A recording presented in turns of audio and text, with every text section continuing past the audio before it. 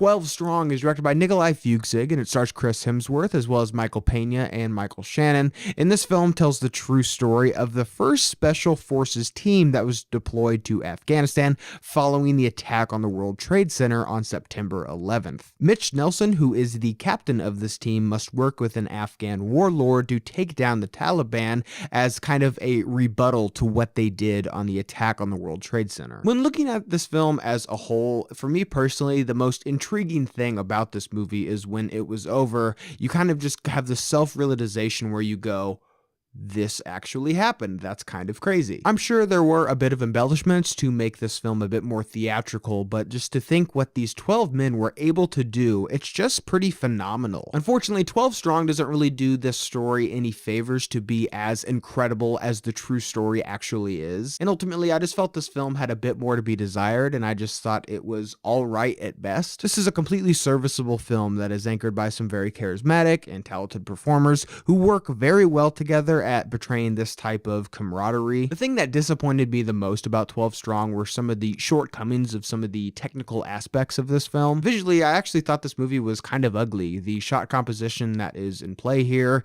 isn't too interesting. I think that the color palette was a bit muddy and it just didn't really pop at all. It didn't really engage my eyes at all. In fact, the cinematographer of this film was this same director of photography from The Dark Tower, which actually makes a lot of sense. Visually, there's just really not much to sink your teeth into in this movie, and it just felt kind of stale. I also thought that the sound design could have been significantly better. Seeing this movie in a theater, I really didn't feel anything where there are these massive guns firing or these explosions. It just felt, again, kind of flat.